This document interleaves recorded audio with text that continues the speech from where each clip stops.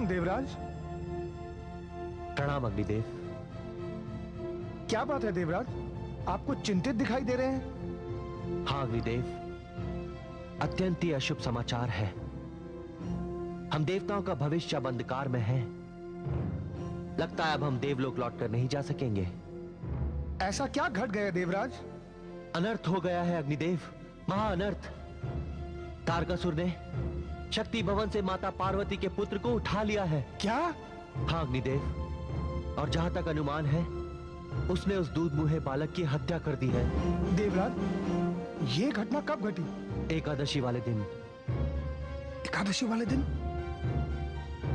मुझे भी वो बालक एकादशी वाले दिन ही प्राप्त हुआ था देवराज। अग्निदेव, आप किस बालक की बात कर रहे हैं? मैं उस बालक की बात कर रहा हूँ देवराज, जिसे उसी दिन किसी ने हिमालय की चोटी से फेंका था और वो बालक मेरी झोली में आ गिरा। अच्छा? हाँ देवराज, मैं तो समझा था उसे उसकी निष्ठुर मां ने त्याग दिया, और मुझे तो उसका समय भी स्मरण है देवराज।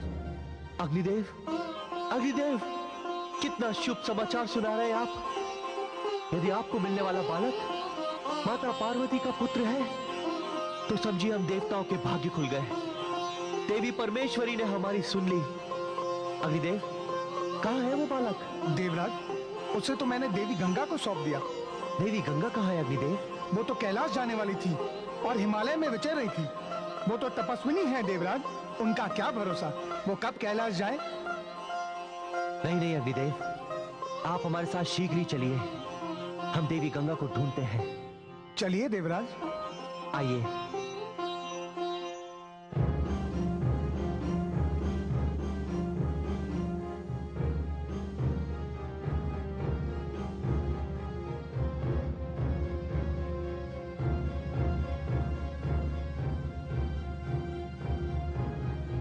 अरे वीरभद्र, तुम?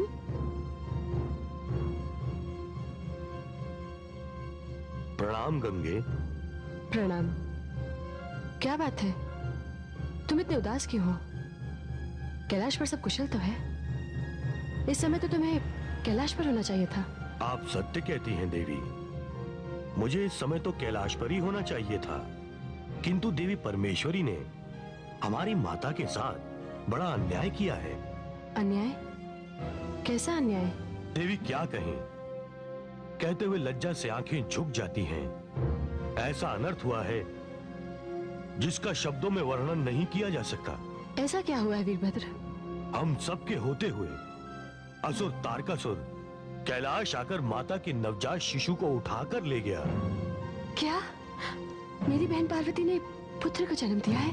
हाँ, किंतु इस समय कैलाश पर ऐसा दृश्य है मानो जैसे किसी की मृत्यु हो गई हो।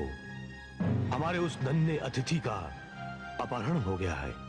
वो स्वयं न जाने किस स्थिति में होगा। नहीं, ये नहीं हो सकता।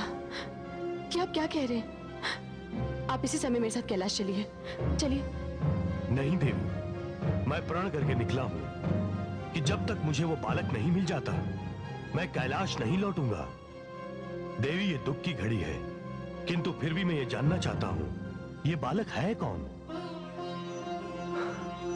देवी परमेश्वरी की कृपा से ये वही बालक है अग्निदेव, वही बालक है जिसे हम ढूंढने निकले थे। देवराज, अग्निदेव, ये आप क्या कह रहे हैं? ये बालक? हाँ देवी गंगा, अब आप शीघ्र ही कैलाश चलिए। अग्निदेव को जब ये बालक मिला उसी समय तारकासुर ने पार्वती पुत्र का अपहरण कर लिया। अब तो केवल देवी पार्वती ही बता सकती है कि ये बालक उनका है या नहीं।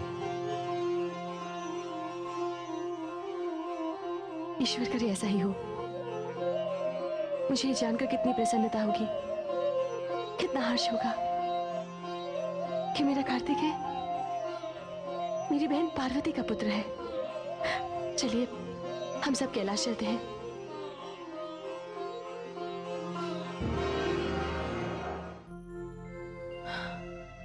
महादेवी, जब तक हमारे समस्त गण लौट कर नहीं आ जाते आपका कोई भी निर्णय लेना उचित नहीं होगा। नहीं स्वामी, मैंने जो भी निर्णय ले लिया है वो सर्वथा उचित है। मेरे साथ जो अन्याय हुआ है उसमें सभी दोषी हैं। मेरा प्रारब्ध लिखने वाले ये ब्रह्मा जी, ये समस्त देवता, इन्होंने तो अपने 5 विशेष देवता भेजे थे मेरी सुरक्षा के लिए। मेरी सुरक्षा तो हो गई, किंतु मेरे पुत्र की सुरक्षा ना हो सकी। वो मुझसे छिन गया।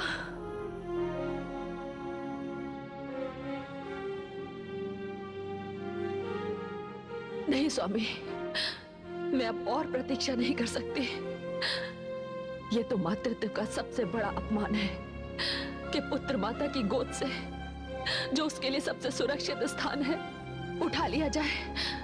ये शोक एक माता कैसे सहन कर सकती है? मुझे तो लगता है हर जन्म में मेरे भाग्य में आत्मदाह लिखा है। नहीं पुत्री, नहीं देवी नहीं, ऐसा अनर्थ मत कीजिएगा। तो और क्या करूं? इस सृष्टि में आग लगा दूं? निर्दोष व्यक्तियों को उसका दंड दूं? मैं वो भी तो नहीं कर सकती। किंतु मेरे शरीर पर तो मेरा अधिकार है। अब मुझे नहीं चाहिए ये शरीर, मैं इसे नष्ट करने जा रही हूं।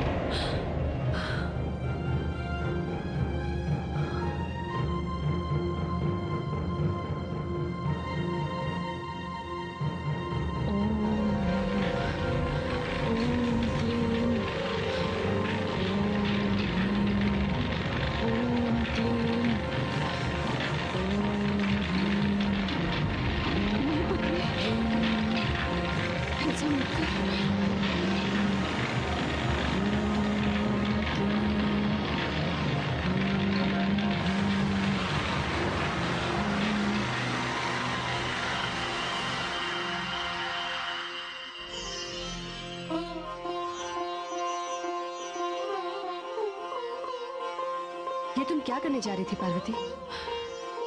दीदी, ये तुमने क्या किया? क्या किया? तुम्हारे पुत्र जन्म का समाचार सुनकर मैं यहाँ दौड़ी दौड़ी चली आई, तुम्हारे लिए ये भेंट लेकर। दीदी, मेरा उपहास ना करो। जब पुत्र ही ना रहा तो भेंट क्या? पहले इस भेंट को स्वीकार तो करो। लो। पुत्र, दीदी,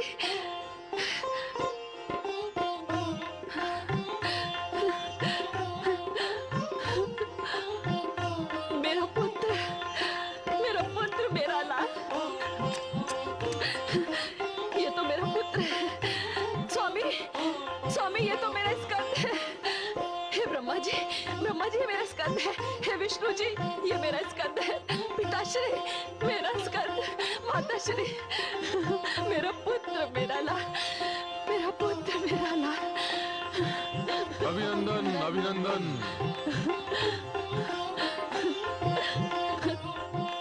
माता, मुझे देवराज इंद्र ने यहाँ आने पर विवश किया और इन्होंने आश्वासन दिलाया था कि आप ही का पुत्र है। हाँ पुत्र वीरभद्र, यही है मेरा पुत्र, यही है मेरा स्कंद। स्वामी, मुझे मेरी खोई हुई संपत्ति मिल गई। देवी, आपकी प्रसन्नता में ही मेरी प्रसन्नता है। आज कैलाश पर उत्सव होगा, महाउत्सव होगा। अभिनंदन, अभिनंदन, अभिनंदन।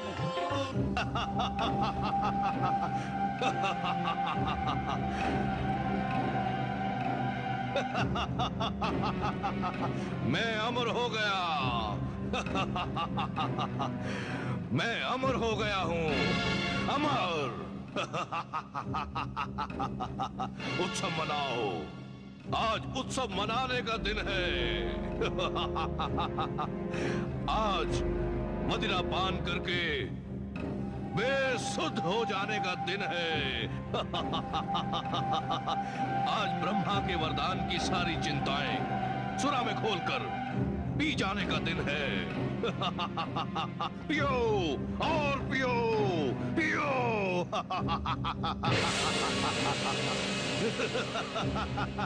असुर सम्राट तारकासुर की जय हो। आओ कापालिक, आओ। बड़े अच्छे अवसर पर आए हो। मेरे इस विजय अभियान की सफलता में तुम्हारा भी भाग है। आओ, इस उत्सव में तुम भी सम्मिलित हो जाओ। नहीं महाराज, ये उत्सव मनाने का समय नहीं, शोक मनाने का समय है। कापालिक, आज हमारा काल सदैव के लिए समाप्त हो गया है और तुम उत्सव के स्थान पर शोक मनाने की बात कर रहे हो। क्या हो गया है कापालिक तुम्हें?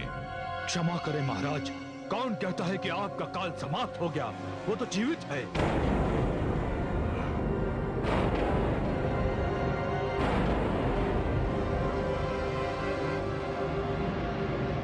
नहीं कापालिक, ये संभव नहीं है। ये कैसे हो सकता है कापालिक? नहीं, नहीं कापालिक। हाँ महाराज, दुर्भाग्यवश वो जीवित है और पूर्ण रूप से सुरक्षित है। और महाराज, हर्ष और उल्लास तो कैलाश पर है।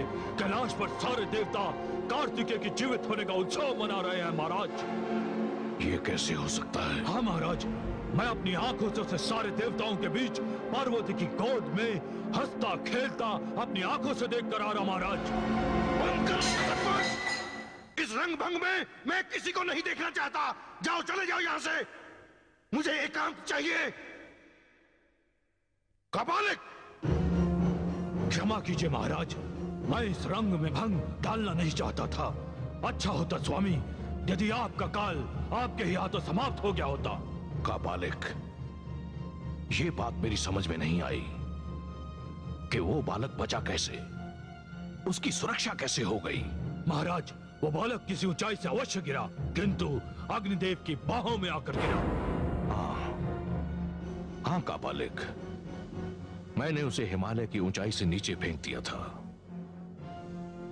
केवल एक भूल हुई मुझसे। यदि मैंने उसका वध करके उसे नीचे फेंका होता तो इस समय तुम भी हमारे साथ मदिरा पी रहे होते, यहां उत्सव चल रहा होता। किंतु अब भी कुछ नहीं बिगड़ा। मेरे जीवन और ब्रह्मा के वरदान से होने वाली मेरी मृत्यु में अभी भी कुछ समय शेष है। तारकासुर इतनी शीघ्र हार नहीं मानेगा। अब मैं जो भी प्रयास करूंगा वो अंतिम होगा, निर्णायक होगा। हे देवेश्वर, हे भोलेनाथ, हम सभी देवताओं ने निर्णय लिया है कि जब तक ये स्कंद 7 मास का नहीं हो जाता तब तक हम सब यहीं इस बालक की रक्षा में दिन रात जागकर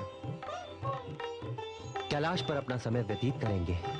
स्वामी, छल अपना खेल खेल चुका। अब उस छली तारकासुर को कोई ऐसा अवसर नहीं दिया जाएगा जिससे कि अपनी दुष्टता वो फिर से दोहरा सके। मैं और मेरे साथ सारे गण इस भवन की, माता की और कुमार कार्तिकेय की रक्षा करेंगे। हे देवराज, वीरभद्र, मैं आप दोनों का आभारी हूं। आपने सुरक्षा का जो आश्वासन दिया है मैं जानता हूं अब तारकासुर हमारे स्कंद का कुछ भी अहित नहीं कर पाएगा। महादेवी, आप निश्चिंत हो जाएं। नहीं स्वामी, अब मैं ये अवसर किसी को नहीं दूंगी। अब मैं अपने पुत्र की रक्षा स्वयं करूंगी। हे स्वामी, आज तक आपकी शक्ति ने शक्ति का प्रयोग नहीं किया, किंतु अब शक्ति का प्रयोग होगा। अब जो भी इस बालक के निकट आएगा, जो भी इस बालक की ओर मैली दृष्टि से देखेगा, उसे भयंकर परिणाम भुगतना होगा। अपने स्कंद की सुरक्षा के लिए इस बार मैं अपनी समस्त शक्तियों को प्रयोग में लाऊंगी। माया का उत्तर माया से दूंगी।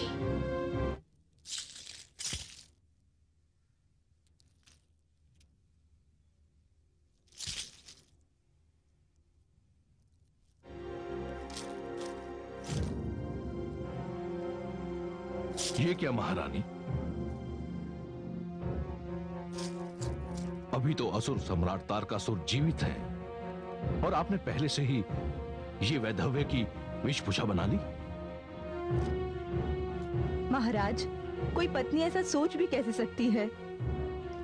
मेरे लिए तो बीतने वाला एक एक पल परीक्षा के समान है। जाता एक एक क्षण आपको ब्रह्मा जी के वरदान की ओर लिए जा रहा है।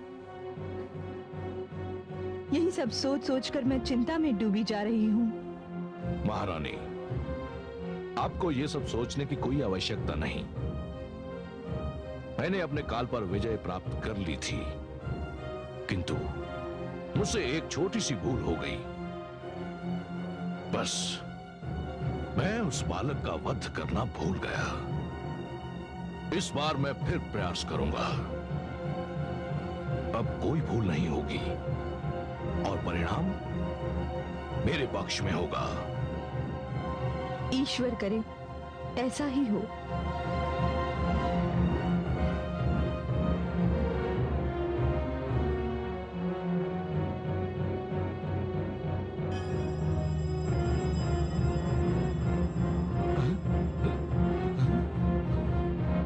महाराज, ये तो काबालिक है। अवश्य ही कोई नई सूचना लेकर आया है।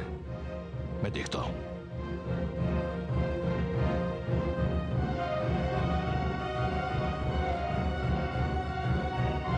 काबालिक, कहो क्या समाचार लाए हो? महाराज, ऐसा शुभ समाचार लाया हूँ कि आप सुनेंगे तो अवश्य आप मुझे कोई बड़ा पुरस्कार देंगे। कहो काबालिक, इन दिनों कोई शुभ समाचार सुनने को कान तरस रहे हैं। महाराज, कैलाश पर तो शांति ही शांति है। देवी पार्वती के कहने पर सारे देवता अब स्वर्ग लौट चुके हैं। क्या? हाँ महाराज, हिमाचल और महारानी मैना भी अपनी राजधानी जा चुके हैं। अब वहाँ शिव के गणों के अतिरिक्त और कोई भी नहीं है। अपने पुत्र की सुरक्षा का दायित्व स्वयं देवी पार्वती ने ले लिया है। सचमुच काबालिक, तुमने ऐसा शुभ समाचार सुनाया है कि इस समय तुम जो भी मांगोगे मैं दे दूंगा। पार्वती ने मेरा कार्य कितना सरल कर दिया है। इस बार मैं कोई छद्म वेश धारण नहीं करूंगा। इस बार मैं एक वायु का झोंका बनकर जाऊंगा और अपनी झोली में उस बालक को डालकर कैलाश से निकलते ही उसका वध कर दूंगा और यहां आकर उसके शव को तुम्हें अंतिम संस्कार के लिए दे दूंगा। अच्छा महाराज, बस मेरे लौटते ही तुम्हें तुम्हारा पुरस्कार मिल जाएगा।